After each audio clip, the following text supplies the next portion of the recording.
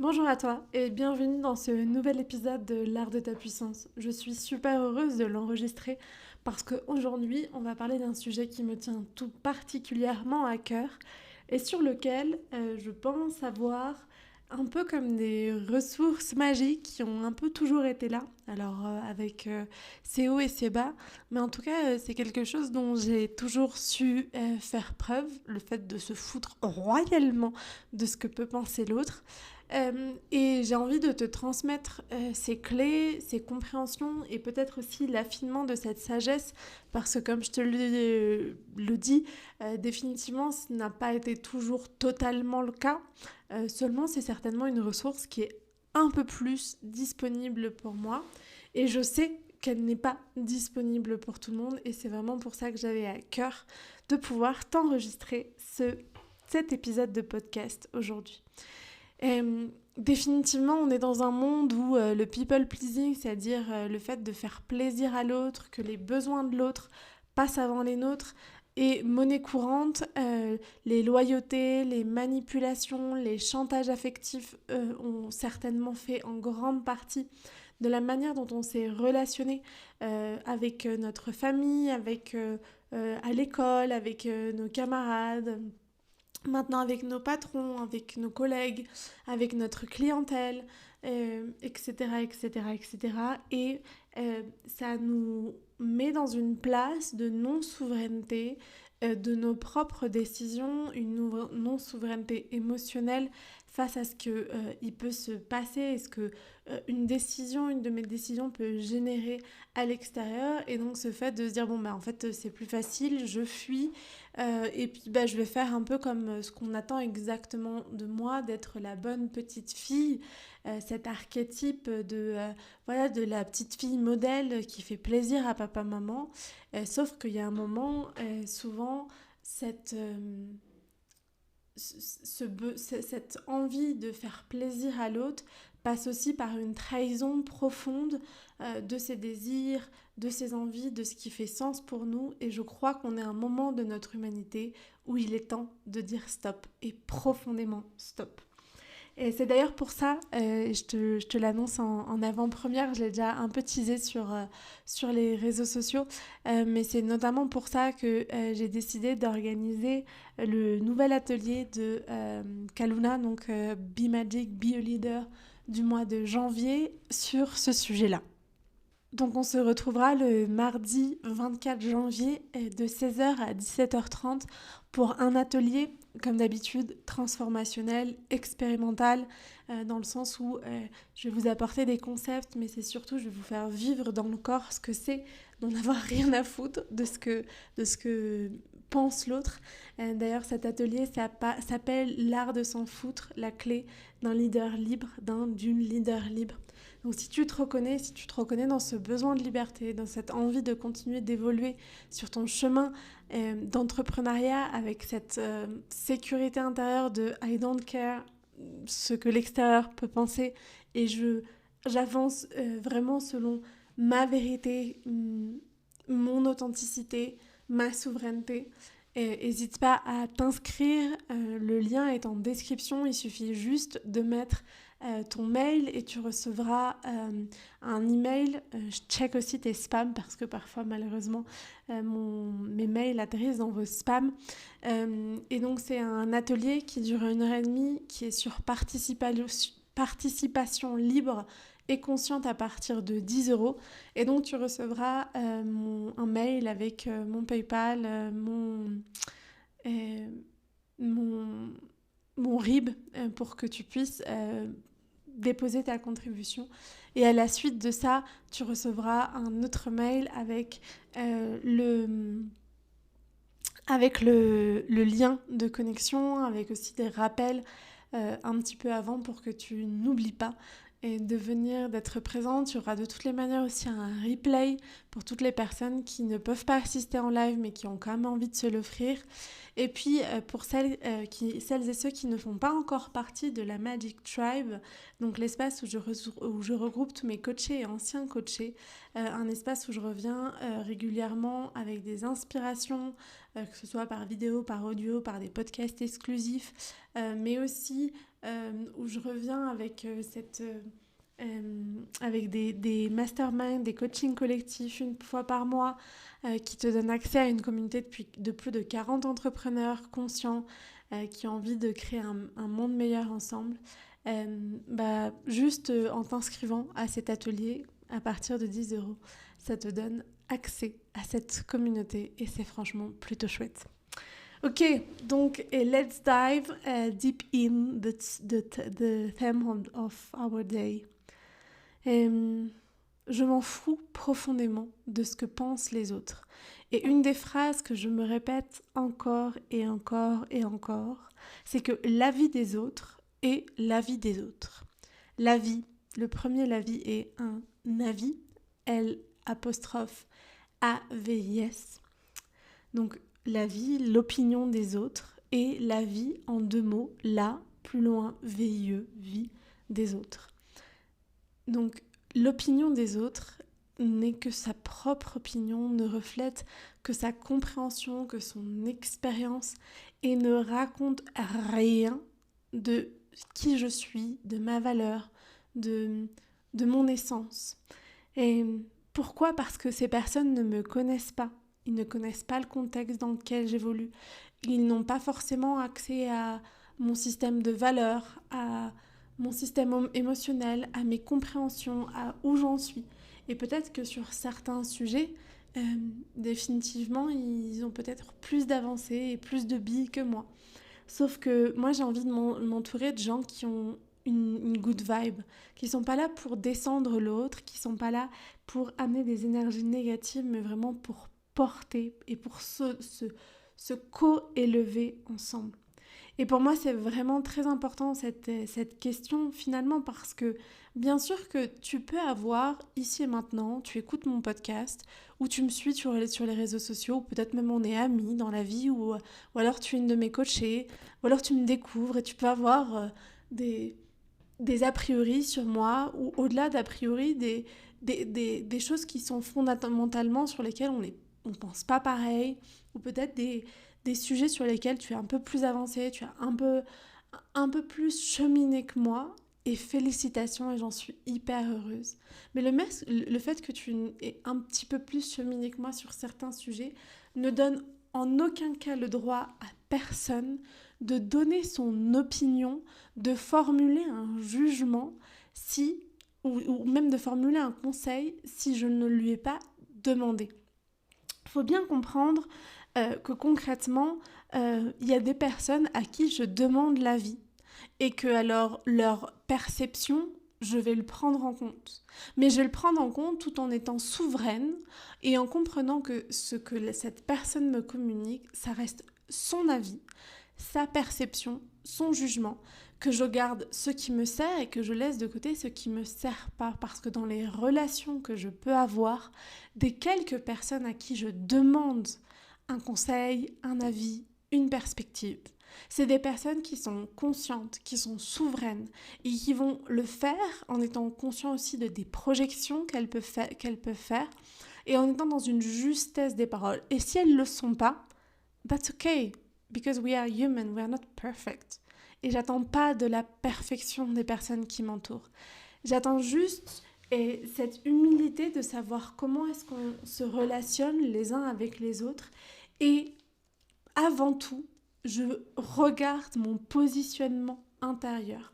Parce que si moi, concrètement, je m'en fous, et même quand je te demande une perspective, un regard, ton regard, ta perspective, elle ne m'apporte pas, ça ne résonne pas pour moi, je saurais le mettre de côté parce que ton avis n'est que ta vie. Et je sais que c'est un challenge et c'est pour ça que j'ai envie d'enregistrer cet épisode et j'ai envie aussi de vous donner des clés concrètes. Comment est-ce qu'on fait pour concrètement s'en foutre des autres, de son avis ?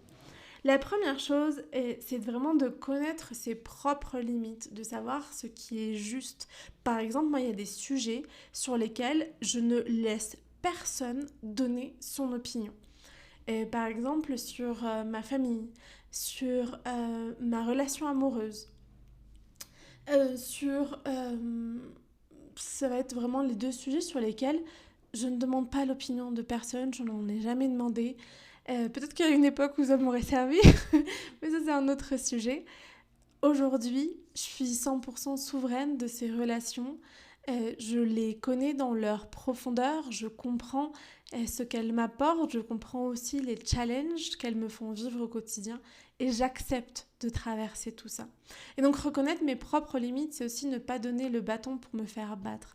Par exemple, il y a un sujet dans ma famille qui est attrait à mon entreprise. Je parle très peu de mon entreprise avec ma famille parce que je sens qu'on n'a juste pas la même manière d'envisager la vie et que parfois si je vais leur demander des conseils sur des choses très précises où je sais qu'ils vont avoir une expertise, mais je ne vais pas forcément prendre le temps de leur raconter tous les détails parce que je n'ai pas envie de leur raconter, de m'ouvrir à leur retour. Donc il y a aussi cette question dans le fait de reconnaître ses limites, de savoir aussi poser cette distance entre nous et les autres sur les sujets sur lesquels on n'est pas ouvert à recevoir des retours. On n'a pas envie de recevoir l'avis des autres.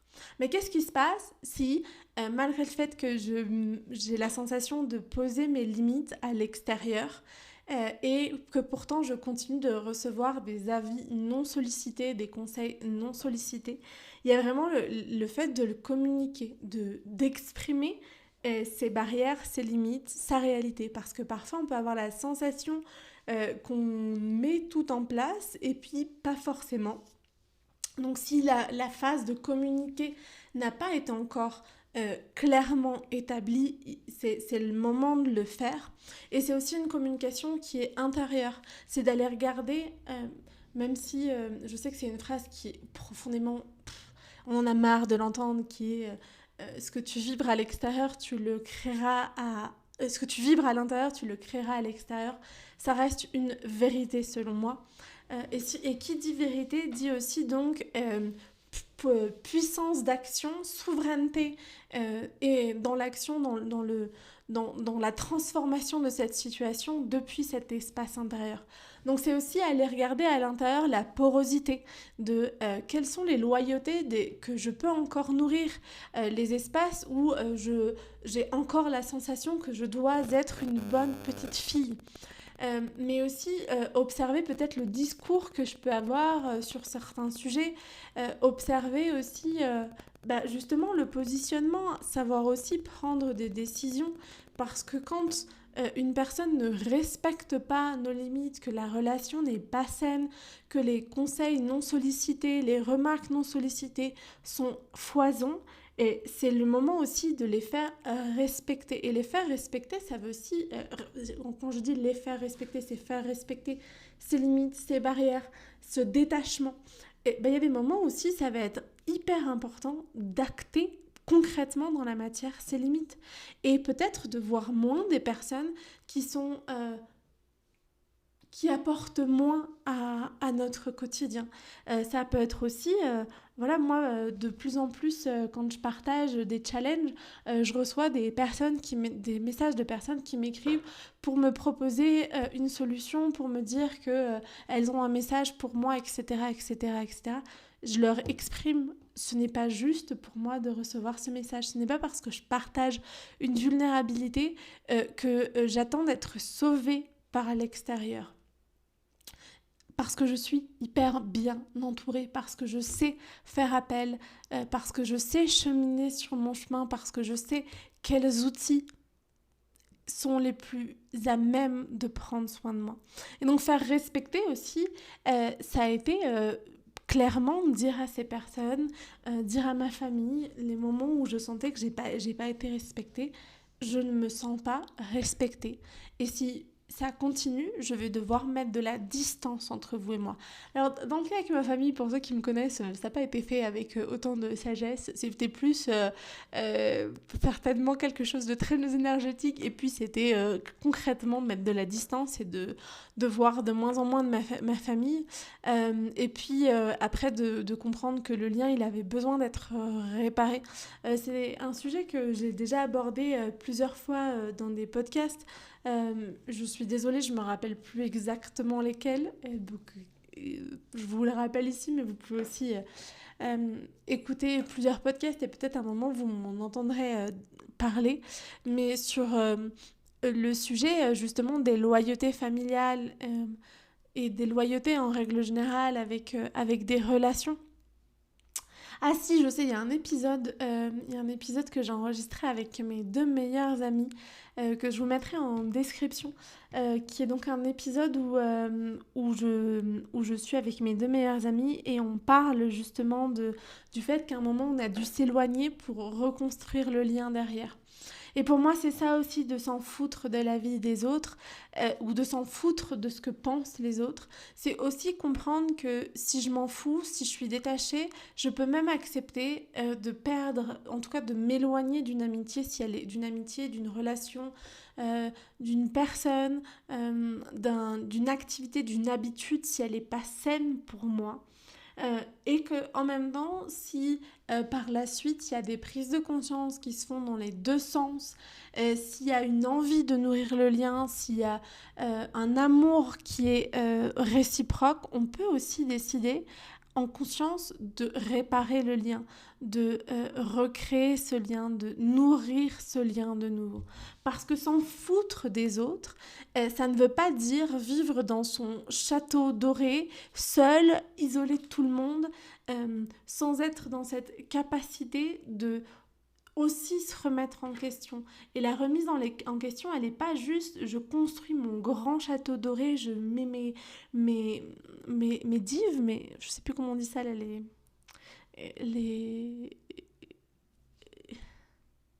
Ah, bon, bref, on s'en fout. Mais c'est pas l'espace du tout de s'enfermer dans son monde, de dire personne n'est personne est à ma hauteur, personne n'a rien à m'apporter. Mais c'est plutôt être vraiment dans cette justesse entre ce qui fait sens pour moi, et faire respecter ce qui fait sens pour moi, faire un travail de détachement de l'opinion des autres, du jugement des autres, faire un détachement de ses loyautés. Il y a un exercice que j'aime beaucoup faire et que j'ai proposé dans les ateliers de décembre. Elles ont adoré, qui a vraiment été se poser la question à quoi est-ce que je suis encore loyale aujourd'hui vis-à-vis de mes parents, vis-à-vis de la société, vis-à-vis de mon éducation, vis-à-vis de mes amis. Où sont mes espaces de loyauté et quelles sont ces loyautés qui ne sont pas justes, qui ne servent pas mon expansion, qui ne servent pas ma liberté, qui ne servent pas ma souveraineté. Et c'est vraiment un exercice qui est central. Et après avoir reconnu nos espaces de blocage comme ces loyautés par exemple, c'est vraiment d'aller se poser la question pour chaque loyauté que j'observe, les transformer en 3 croyances puissantes justement de nouvelles croyances. Si j'observe que par exemple je suis loyale à ma famille en continuant de jouer petit pour ne pas gagner plus d'argent qu'eux, je choisis de croire que prospérer financièrement grâce à mon activité de coaching va me permettre d'être d'autant plus généreuse, notamment avec ma famille, de pouvoir leur permettre de s'offrir des voyages et avant leur retraite, de pouvoir peut-être payer leur maison sans continuer de payer leur crédit. Ça peut être aussi de choisir de croire que ma famille m'aime, me reconnaît, me respecte, peu importe l'argent que je génère. C'est aussi, je choisis de croire que ma famille ne souhaite que mon bonheur et qu'ils vont être ravis de savoir que je gagne bien ma vie, que mon activité décolle. Et vous voyez, quand je le dis, je sens de nouveau mon cœur qui s'expand. Donc c'est vraiment faire ce travail de reconnaissance de ces loyautés et aussi de transcendance par le fait de choisir et de choisir un regard qui va être différent. Et pourquoi faire vraiment tout ce travail de l'art de s'en foutre des autres ? Qu'est-ce que ça va pouvoir nourrir ? C'est justement, comme je vous le disais au début, Et comme je vais vous le présenter dans l'atelier du 24 janvier, l'idée c'est vraiment d'aller nourrir sa liberté. Et nourrir sa liberté, c'est pouvoir vraiment développer son succès. Et après, chacun met derrière le mot succès ce qui est juste pour lui, selon ses règles du jeu, selon son propre kiff. Moi, il y a une phrase que j'aime beaucoup, c'est mon business, mes règles du jeu, mon kiff. Et c'est vraiment ça, l'art de s'en foutre de ce que pensent les autres. C'est pas de vouloir faire en fonction de l'autre, mais de faire en fonction de soi, parce qu'on sait que c'est sa vie, son bonheur, ses règles du jeu, et que tout ça va automatiquement expandre énormément et notre capacité justement à nourrir nos rêves. On en parlera d'ailleurs lundi prochain parce que je vous ai enregistré un podcast spécial justement sur le fait d'apprendre à dire non ou alors de nourrir les rêves des autres.